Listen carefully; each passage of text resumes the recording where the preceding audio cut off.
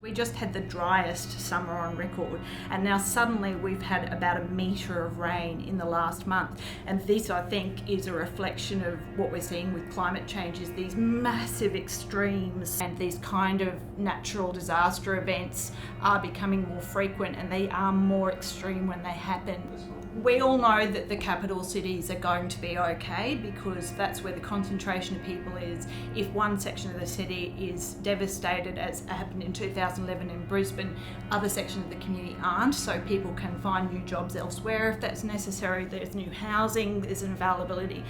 We don't have that in the country, and we're not even a particularly small town. So, the smaller the community, the more regional the area, the greater the impacts on the community, and the longer those impacts last for. So, yeah, that is a massive challenge.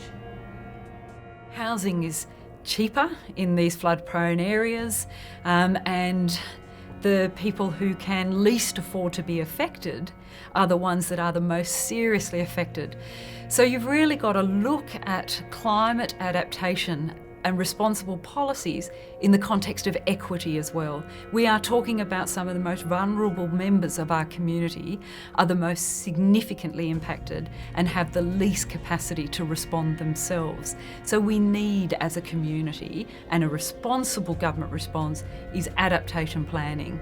It's actually really important when we're looking at our legal and policy frameworks, we need to be actually looking at those and making them responsive to climate change.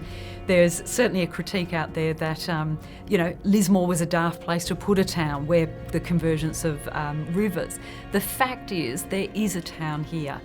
That needs to be identified and addressed, and the way we do that is by looking at the whole of Australia. If we are to be a responsible government to the people of Australia, we need to look at the whole of Australia, and we need to map out the climate vulnerabilities, and we need to have adaptation plans for each of those vulnerable aspects of the community in relation to a climate perspective.